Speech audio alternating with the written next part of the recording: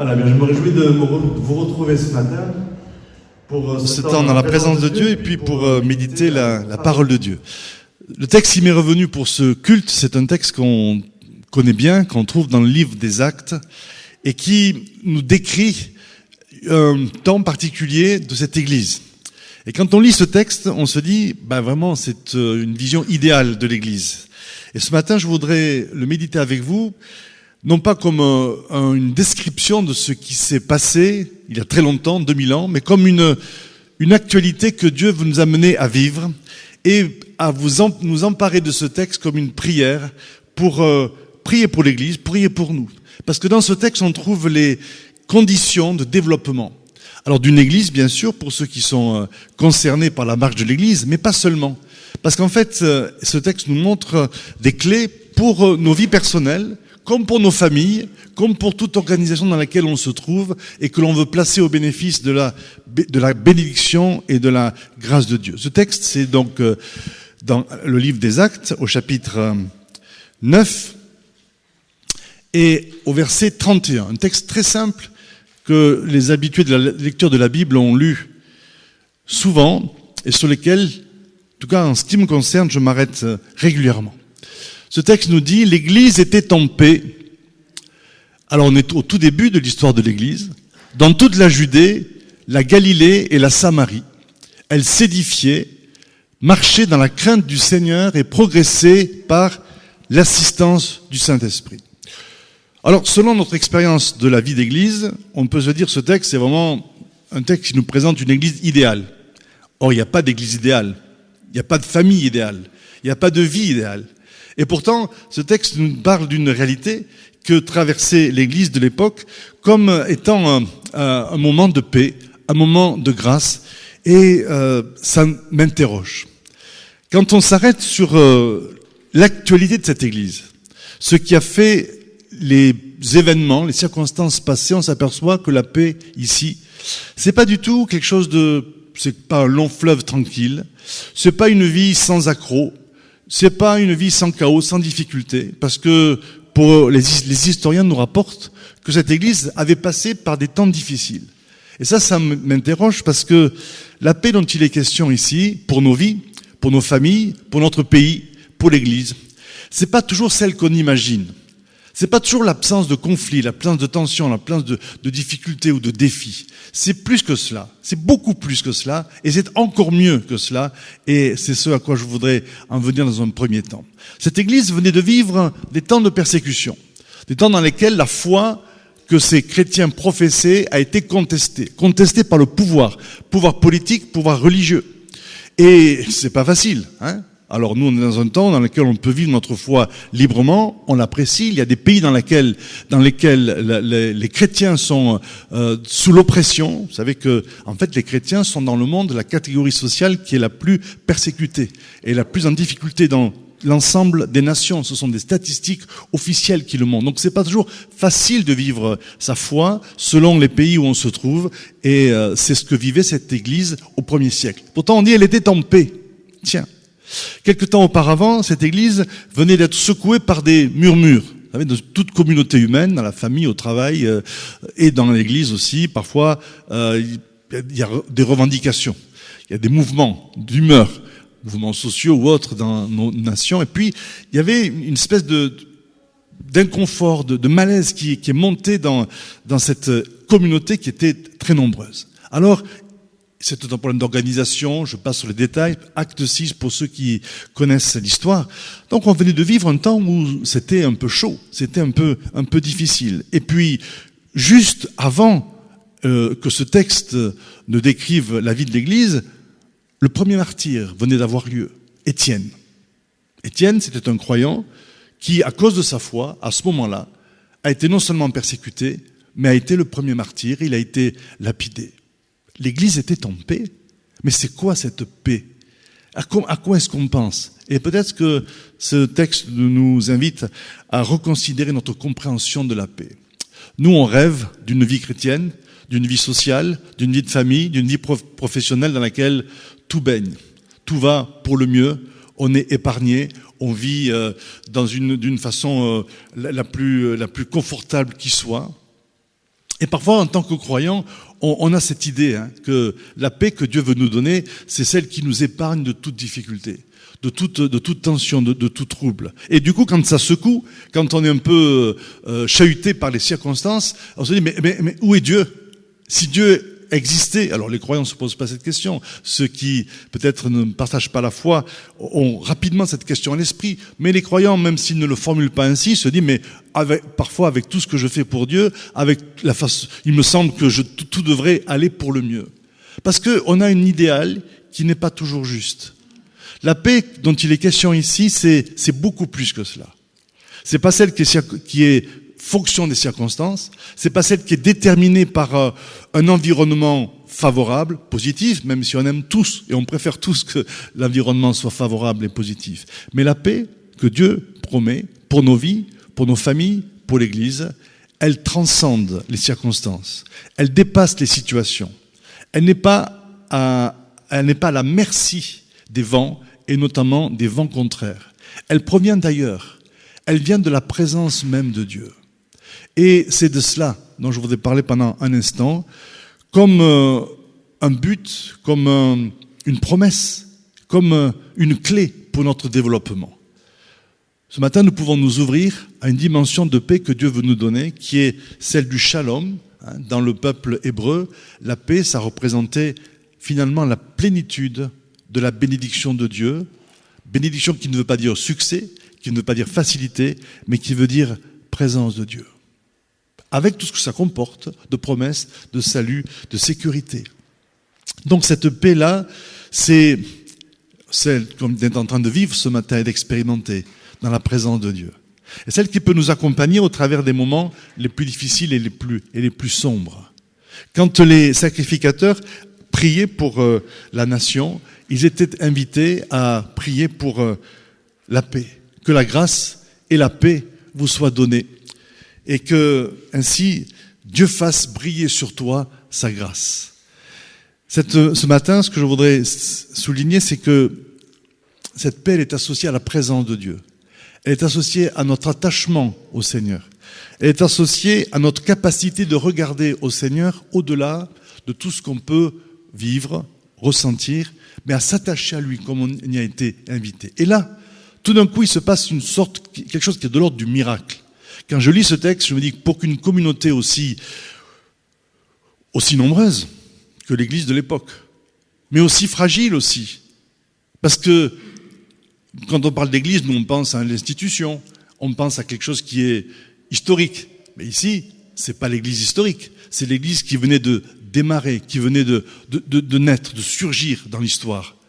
Une bande de disciples qui suivaient le Christ et puis qui se retrouvent au jour de la Pentecôte remplis de l'Esprit et qui se retrouvent par milliers, qui est confronté à toutes sortes de défis, d'organisations, qui est, je l'ai dit tout à l'heure, contesté par le pouvoir en place. C'est donc quelque chose de très fragile, de très puissant, parce que c'est un mouvement qui se crée par l'Esprit de Dieu, mais de très fragile. Et cette Église-là, alors, elle vit cette paix alors que tout l'environnement est hostile et en difficulté. Et ça, c'est notre défi aujourd'hui. Comment, dans la situation dans laquelle on se trouve, sur le plan social, sur le plan sanitaire, sur le plan économique et autres, et parfois sur le plan personnel, comment recevoir et accéder à cette paix que Dieu veut nous donner? Eh bien, d'abord, il faut bien comprendre ce que cette paix, ne pas vivre dans l'illusion, une espèce de rêve, de fantasme. Je trouve que parfois, parmi les croyants, il y a des idées reçues, des idées toutes faites, comme des fantasmes vers auxquels on s'attend et qui du coup provoquent beaucoup de déception. Parce que justement, on penserait que la vie avec Dieu, la vie de foi, c'est une vie dans laquelle il n'y a pas de chaos, où il n'y a pas de difficulté. Eh bien, cette affirmation nous prouve le contraire, nous prouve qu'il est possible de vivre une dimension de paix intérieure qui transcende les circonstances et les situations. Et ce matin, c'est à cela c'est cela qu'on veut tendre. C'est cette paix qu'on peut recevoir, quels que soient nos contextes, quelles que soient nos préoccupations, quels que soient nos contextes de vie familiaux. Dieu est capable d'apporter la paix profonde, puissante dans notre être intérieur, à nous de nous ouvrir à cette paix, en nous ouvrant à sa présence et en la recevant comme une force et une vitalité. Mais ce texte ne dit pas que cela. Il ne dit pas juste, voilà, l'Église était en paix. Il nous montre comment l'Église collaborer, contribuer, rechercher, travailler à ce que cette paix dont il est question puisse se développer, croître. C'est un petit peu ce qui suit ici, dans les versets, dans la suite du verset. Les trois verbes qui sont là, elle s'édifiait, elle marchait dans la crainte du Seigneur et elle progressait par l'assistance du Saint-Esprit, sont pas juste une succession de situations, de réalités. C'est ce qui explique, c'est ce qui montre comment est-ce que la paix, à la fois, s'exprime, se vit, et comment est-ce qu'on peut aussi y contribuer. D'abord, elle s'édifiait. L'Église se construit. On ne parle pas du bâtiment, on parle de la communauté des croyants. Notre foi individuelle se construit. Pour que la paix nous soit donnée, il faut que notre foi s'édifie. Il faut qu'elle se construise. Il faut qu'elle se renforce. Il faut qu'elle dépasse les réalités visibles pour s'accrocher aux promesses de Dieu. Pour que nos familles se construisent aussi, pour qu'elles soient en paix plutôt, il faut qu'elles se construisent. Il faut qu'il y ait de la part des parents, des enfants, une volonté de construction, d'édification, une volonté de progresser ensemble. Et on peut ainsi décliner cette dimension dans tous les domaines. La dimension de construction, qui parle d'engagement, qui parle d'effort, elle est importante. L'Écriture nous montre comment on peut, dans nos relations les uns avec les autres, s'édifier, se construire mutuellement. C'est assez étonnant, hein, et bon, c'est une évidence pour tous. Nos relations nous pouvons nous détruire dans une relation, être détruits ou détruire les autres, en couple, en famille, au travail, en église. Il n'y a rien de plus facile. Où on peut se construire, ça c'est la bonne nouvelle. Où on peut s'édifier, où on peut se contribuer à la croissance de l'autre. Et l'Église, c'est ça. Au-delà de l'image qu'on peut en avoir, peut-être l'image un peu austère, un peu, je ne sais comment, c'est un lieu où on est appelé à se construire mutuellement. C'est pour ça qu'elle est indispensable, l'Église. On peut vivre sa foi, bien sûr, la foi c'est personnel. Je vis ma foi tout seul, évidemment, c'est une démarche personnelle. Mais au-delà de la démarche personnelle, j'ai besoin d'être en contact avec les autres, parce que dans ce contact-là, on s'édifie, on se construit. Et ce matin, notre foi se construit par la relation que nous avons ensemble. On n'échange pas nécessairement, en tout cas en dehors des salutations du début et du au revoir de la fin, mais on est ensemble, il y a quelque chose qui se passe. Mais au-delà de ce moment, quand on se rencontre, quand on se parle, quand on prie les uns pour les autres, quand on se sert mutuellement, il y a quelque chose qui nous édifie. L'apôtre Jude disait aux croyants, édifiez-vous, construisez-vous. Je pense que une des grandes raisons de l'échec dans les relations, amicales, sociales, conjugales parfois, c'est cette faiblesse de la volonté de construire. Cette faiblesse dans l'engagement, cette faiblesse dans la détermination à dire au-delà de ce que je vis, de ce que je suis, de ce que je subis même, je veux construire. Je veux contribuer à ce que mon couple, ma relation, mon amitié se construise, s'édifie. Aujourd'hui, c'est peut-être une carence dans notre culture.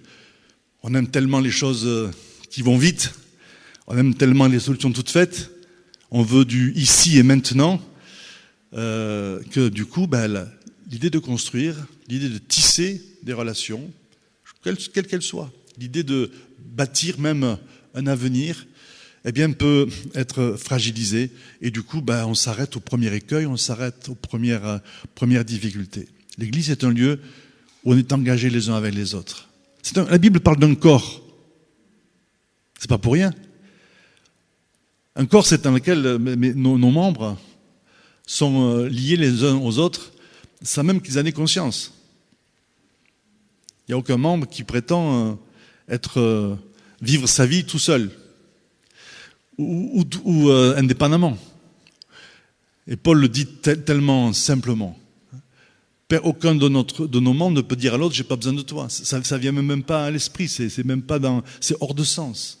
Nos membres sont ensemble, liés les uns aux autres, pour contribuer à la marche de notre corps. Cette image toute simple, enfantine presque, c'est l'image de l'Église.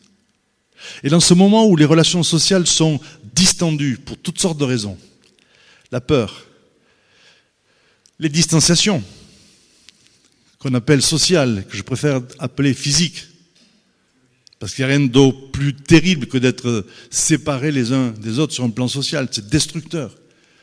On parle beaucoup des conséquences de la crise dans laquelle nous sommes, peut-être, et on espère en train de sortir. Et on s'arrête beaucoup sur les conséquences économiques, sur les conséquences financières, professionnelles.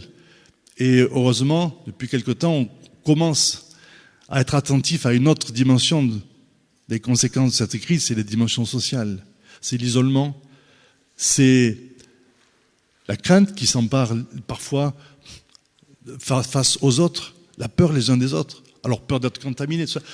Il y a une insécurité qui grandit, qui est en train de détruire les relations sociales. Et nous, en tant que croyants, tous ceux qui veulent construire, même croyants ou pas, mais pour nous croyants, nous devons renverser ce mouvement-là. Nous devons non pas être irresponsables et faire n'importe quoi. Il y a tout le respect des gestes, etc. On s'est souvent arrêté. Mais on doit renverser le mouvement. Et s'il y a une façon dont on peut construire nos familles, l'Église, le lien social de la société dans laquelle on se trouve, c'est en allant les uns vers les autres. C'est en étant engagés les uns envers les autres. Par la prière, par l'attention, par la communion, par des paroles qui encouragent. On le sait, et malheureusement, on a beau le savoir, ça a du mal à rentrer là. La Bible dit, par nos paroles, on peut construire, on peut donner la vie, et par nos paroles, on peut donner la mort. Et c'est tellement facile de semer comme ça, parfois le mécontentement, le jugement, la critique et la mort. Et personne ici, alors sauf le respect que je vous dois, personne ici ne peut prétendre n'avoir jamais été comme cela coupable. Je ne dirais pas victime, parce que ça, tout le monde va dire, oui, moi je suis victime, non mais coupable. Responsable et coupable d'avoir semé des paroles qui blessent, qui font mal, qui détruisent, qui critiquent, voilà. Et tout ça, c'est un pouvoir de destruction. C'est le contraire de la construction. Mais par nos paroles, nous pouvons aussi encourager. Nous pouvons construire l'identité, construire l'assurance de l'autre. En tant que parents, pour ceux qui sont parents, nous sommes responsables de construire la confiance, l'identité de nos enfants. Et parfois, on ne réussit pas toujours. Il n'y a pas de parents parfaits. Quand j'ai appris ça, quand on m'a dit ça, ça m'a rassuré, moi. C'est pas une excuse pour cultiver la médiocrité, mais c'est juste rassurant que, même en tant que parent, avec la meilleure intention du monde, on peut aussi manquer à son devoir. Mais Dieu, heureusement, est notre Père. Il est le parent des parents.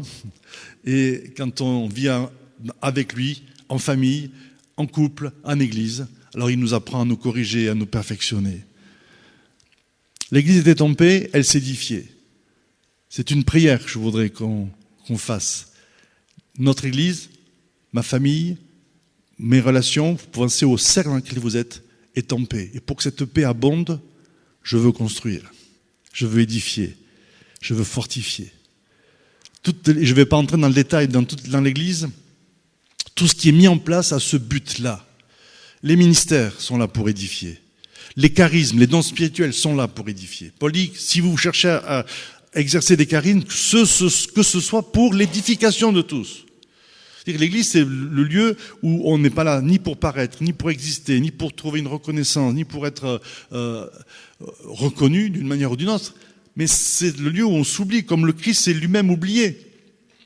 Il est venu pour servir et non pour être servi. C'est le lieu dans lequel on s'oublie pour se donner aux autres.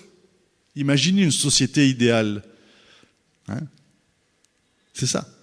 Eh bien, c'est pas une utopie, c'est pas un rêve, c'est la communion de l'Église. C'est comme cela que doivent être nos familles et nos relations, quelles qu'elles soient.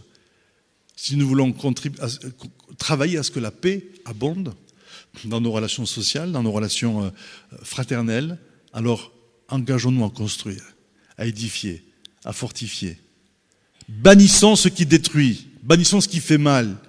Il y en a assez. On est suffisamment bousculé par la vie, par les circonstances, pour qu'en plus on ne s'y mette pas les uns ou les autres en balançant des paroles, en ayant des attitudes qui font mal, n'est-ce pas? Et si ce matin on prenait l'engagement de dire stop à tout ce qui détruit, à tout ce qui fait mal, et en croyant que Dieu nous donne la capacité de tenir cet engagement. Il faut être sérieux, quoi. Hein?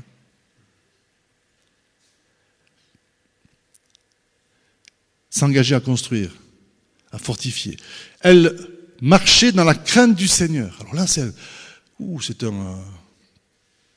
une expression qui fait peur. La crainte, ça fait peur. Oui, parce que la crainte, maintenant, on y est jusque-là. Hein. On est envahi, on est pétri, on est imprégné de toutes sortes on est formaté par toutes sortes de craintes et les médias en rajoutent leur couche.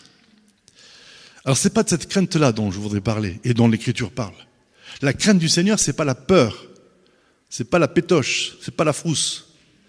La crainte du Seigneur, ça n'a rien à voir. C'est le respect de sa personne et le fait que on connaît suffisamment son amour pour avoir envie de le respecter, de l'aimer et de lui obéir. Et ça, c'est comme ce qui se passe, je reviens dans les familles. L'autorité dans une famille des parents ne provient pas de la force de leur ton, de leur capacité à taper du poing sur la table, et des pères dire je suis le chef, etc. Ça, c'est de la faiblesse et c'est de l'abus de pouvoir. La vraie autorité, elle se reconnaît.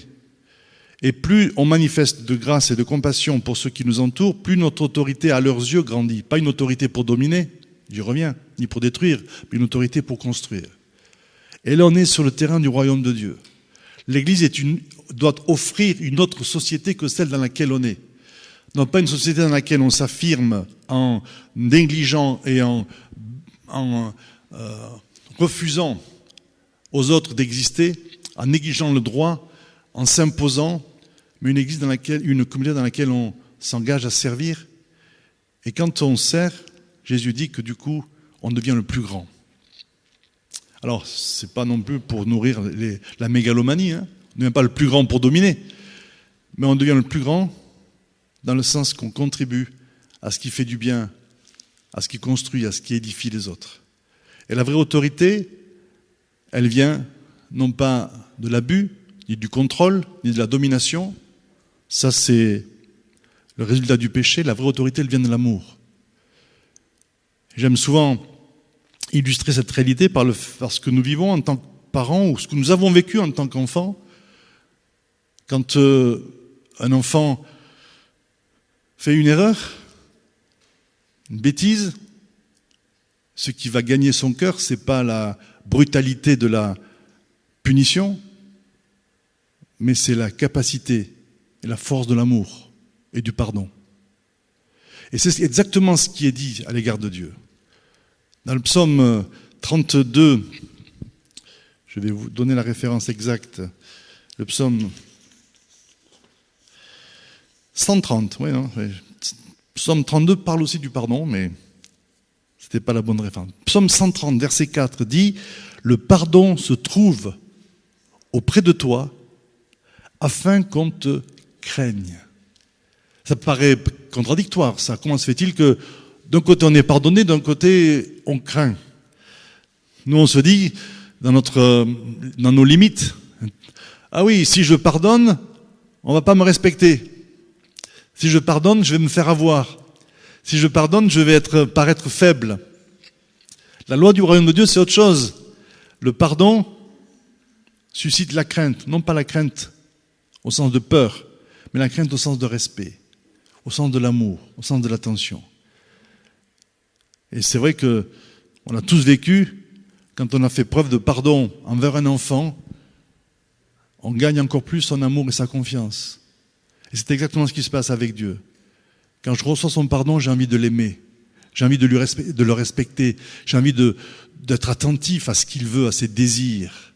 C'est ça la relation avec Dieu.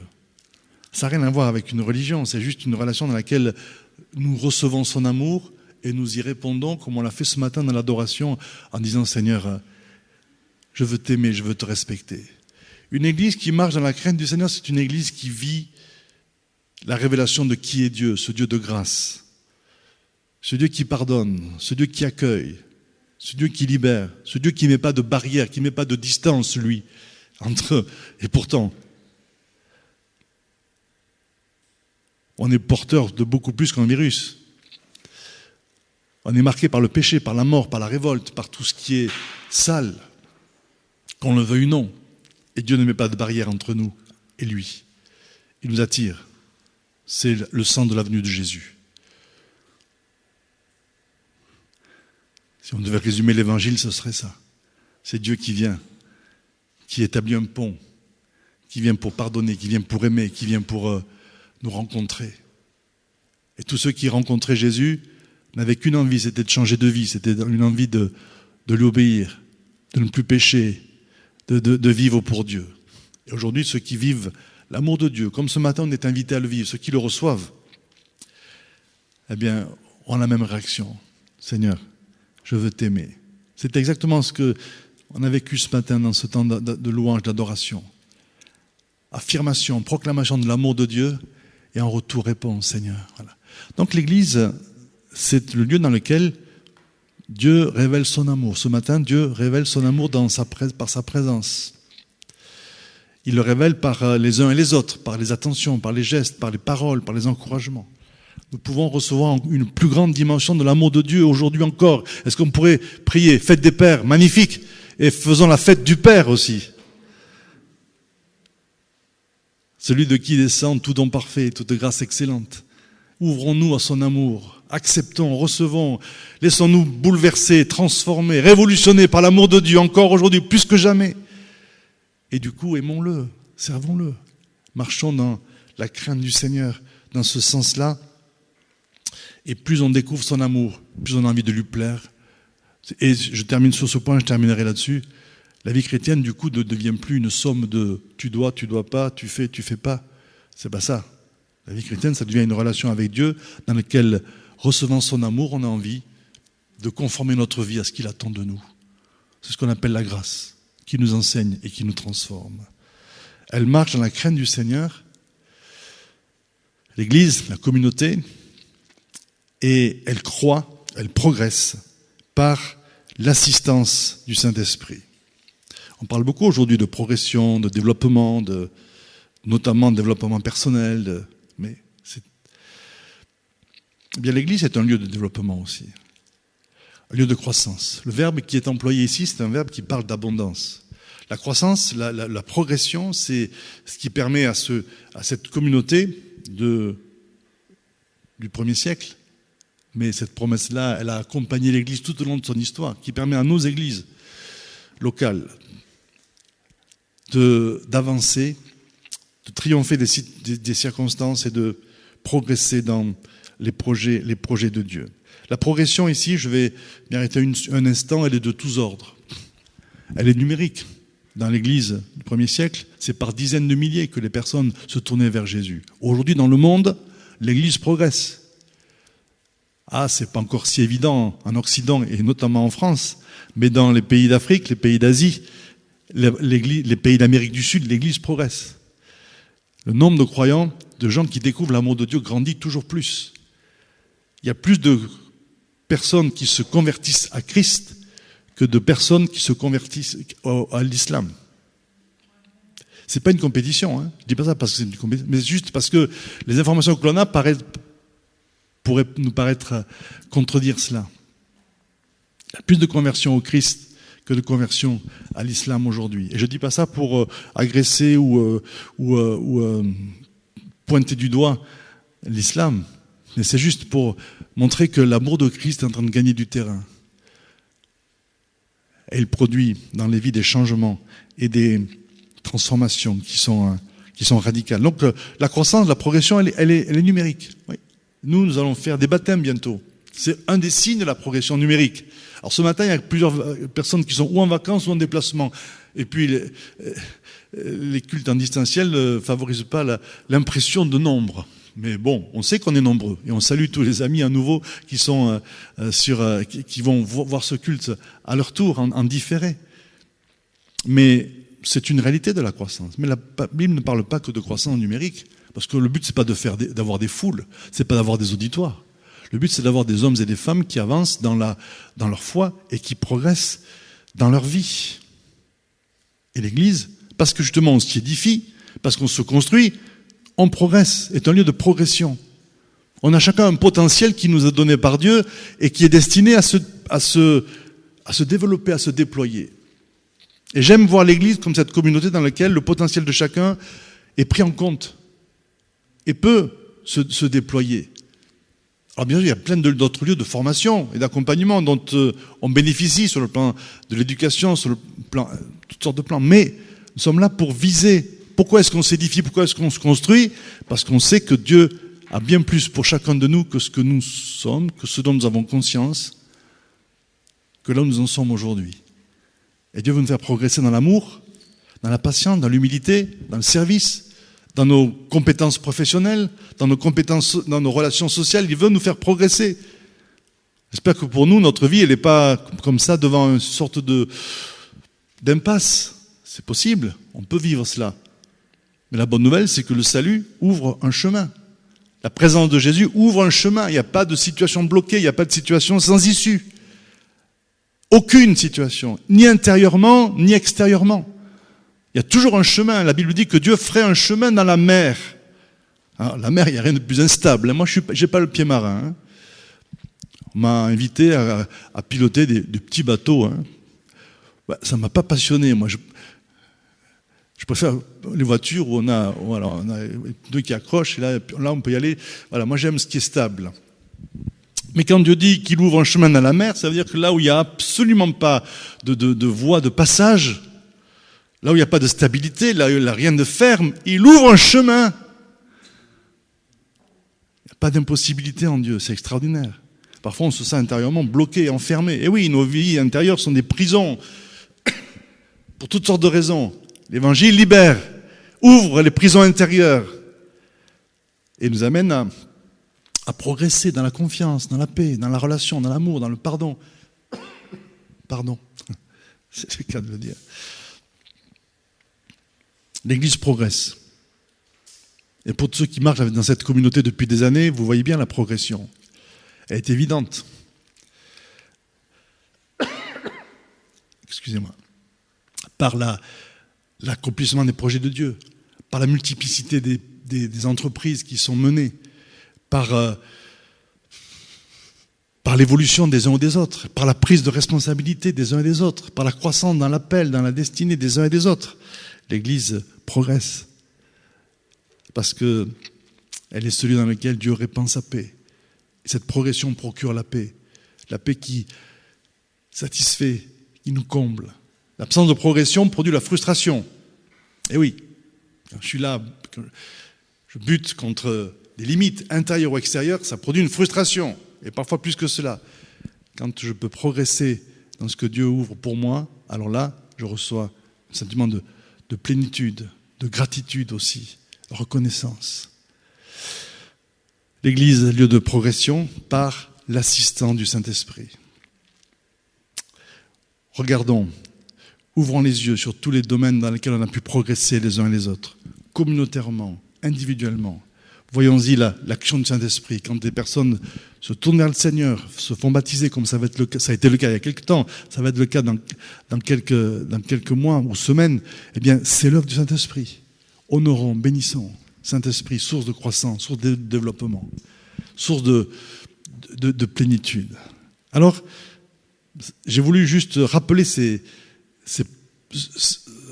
qui au départ est une description de l'Église d'il y a 2000 ans, mais qui contient une promesse que Dieu a tenue, a réalisée tout au long de l'histoire pour l'Église. Elle n'a pas toujours bonne réputation, l'Église, mais la communauté des croyants qui vit selon les principes qu'on vient d'évoquer a pu vivre la réalité de ces promesses. Et aujourd'hui, pour notre Église, pour les églises qui sont peut-être représentées ici, pour toutes les organisations dans lesquelles on est, pour notre famille, pour notre environnement social, pour tous ceux avec qui on est liés, tous ceux avec qui on est proches et pour lesquels on veut voir la grâce de Dieu, si on transformait cette description en prière. La prière, selon Dieu, c'est celle qui s'appuie sur sa parole. Vous savez que Dieu n'accomplit que les prières selon sa volonté. La prière, ça n'est pas juste la succession de nos besoins, la liste de nos besoins, même si on a le droit de dire à Dieu tous nos besoins. Mais la prière, c'est aussi, et peut-être surtout, se dire, Seigneur, que ta volonté soit faite. Quels sont tes désirs? Quelle est ta volonté? Et je veux prier selon ta volonté. Et quand on prie la parole de Dieu, on est toujours sûr d'être dans la volonté de Dieu. Quand on ne sait pas que prier, soit on prie en langue pour ceux qui ont ce don, soit on prie la parole de Dieu, ou on fait les deux.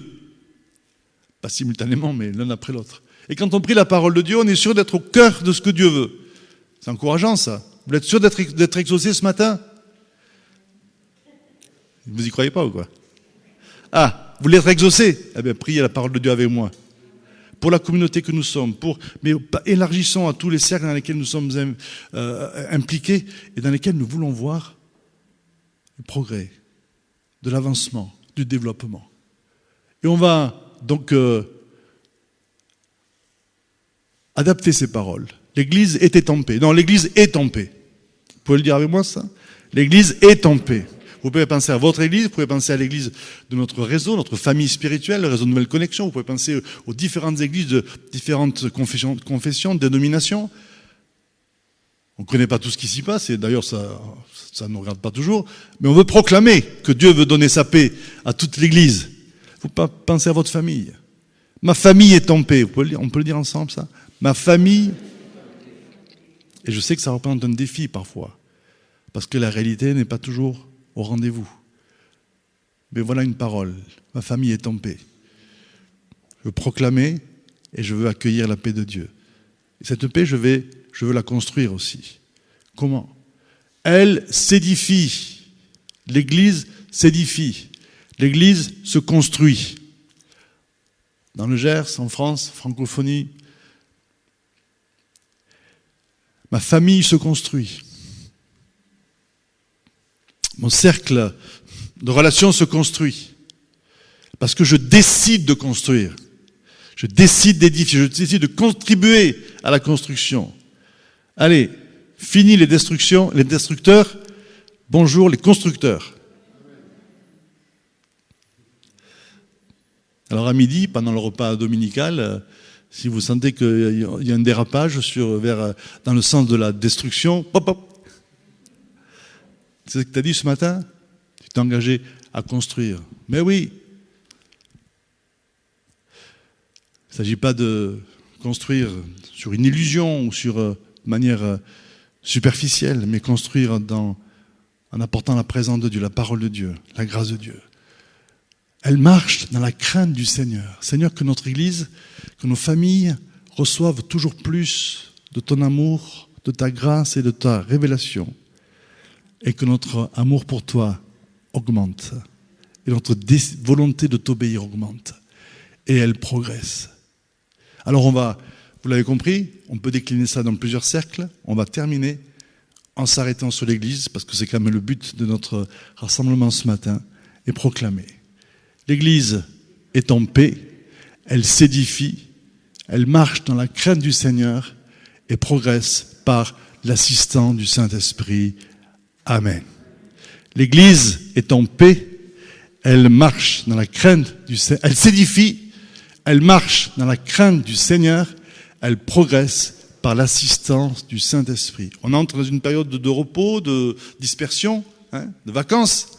Voilà une prière à faire tous les jours pour l'Église, pour que Dieu continue son œuvre de construction, y compris pendant ce temps de vacances où les uns et les autres pourront avoir du repos. Est-ce qu'on peut se lever et puis le dire ensemble? Et je vous invite vraiment à, quand on parle de l'Église, pensez à ce qui vous préoccupe, vous, ce qui vous parle, ce qui est sur votre cœur. Ça peut être votre famille, votre cercle. Alors, on ne va pas tous les citer, mais vous pouvez l'avoir à cœur. On résume tout dans le terme Église. Et vous pensez à ce qui vous parle, ce qui vous préoccupe. Et on proclame ce que Dieu veut pour nos cercles. L'Église est en paix, elle s'édifie, elle marche dans la crainte du Seigneur et progresse par l'assistance du Saint-Esprit. Vous qui êtes derrière vos écrans vous pouvez vous joindre à nous, le dire dans vos maisons, dans vos bureaux, dans vos voitures. Enfin, oui, il faut pas regarder la vidéo en voiture, mais voilà, là où vous serez et vous associer à nous. Et une dernière fois, on va le dire ensemble, dans une attitude de foi, d'autorité, pour s'opposer à tout ce qui détruit, pour s'opposer à tout ce qui détruit aussi l'image de Dieu par des fausses craintes et tout ce qui voudrait bloquer la progression. Nous nous opposons à cela en proclamant la volonté souveraine de Dieu. Une dernière fois tous ensemble. L'Église est en paix, elle s'édifie, elle marche dans la crainte du Seigneur et progresse par l'assistance du Saint-Esprit. Amen. Seigneur, nous croyons en ta parole. Nous croyons que ta parole n'est pas un leurre, qu'elle n'est pas un livre d'utopie ou d'histoire ou d'objectifs qu'on ne peut jamais atteindre, mais ta parole décrit ce que tu es capable de faire, ce que tu promets, ce que tu nous accordes. Et nous recevons ce matin cette capacité de recevoir ta paix, de vivre dans la paix profonde. Et je prie maintenant pour que dans chaque situation dans laquelle nous pourrions être privés de paix, nous pourrions ne pas connaître, ou peut-être même n'avoir jamais connu cette paix dont il est question. Père, au nom de Jésus maintenant, par ta présence, viens et accorde cette paix. Délivre de la peur, délivre de la crainte, délivre de l'insécurité, délivre de toutes sortes de choses qui paralysent et qui assèchent nos cœurs, et apporte ta paix au nom de Jésus. Recevez la paix de Dieu, recevez la paix du Christ maintenant. Merci Seigneur parce que nous allons encore progresser dans cette volonté d'édifier, de construire, de bénir, de fortifier, d'encourager. Et tu nous donnes cette capacité. Si vous sentez qu'il y a en vous quelque chose qui bloque et qui vous empêche d'être dans cette démarche de construction, apportez-le au Seigneur maintenant. Et dites, Seigneur, pardon. Aide-moi, fais de moi un constructeur, quelqu'un qui édifie maintenant, quelqu'un qui bénit au lieu de maudire, quelqu'un qui encourage au lieu de critiquer, au nom de Jésus. Et Dieu le fait, parce que c'est sa capacité de nous transformer. Merci Seigneur, parce que nous grandissons, nous marchons dans la crainte de ton nom. La crainte du Seigneur, c'est le commencement de la sagesse. Et si nous sommes devant toi, nous voulons t'aimer, recevoir ta grâce et t'obéir au nom de Jésus. Et merci parce qu'il y a maintenant pour chacun, pour nous qui sommes ici en présentiel, pour ceux qui regarderont cette vidéo, il y a une promesse de progrès au nom de Jésus. Là où les circonstances et parfois des voix ennemies intérieures voudraient nous dire que tout est fini, qu'il n'y a plus d'espoir, toi tu dis, tu es celui qui promet de progresser par l'assistance du Saint-Esprit. Nous t'en rendons la gloire et l'honneur, Seigneur. Reçois notre amour, reçois notre confiance, reçois notre reconnaissance, parce que nous nous attendons avec joie à tout ce que tu as prévu pour chacun de nous, au nom de Jésus. Amen. Amen.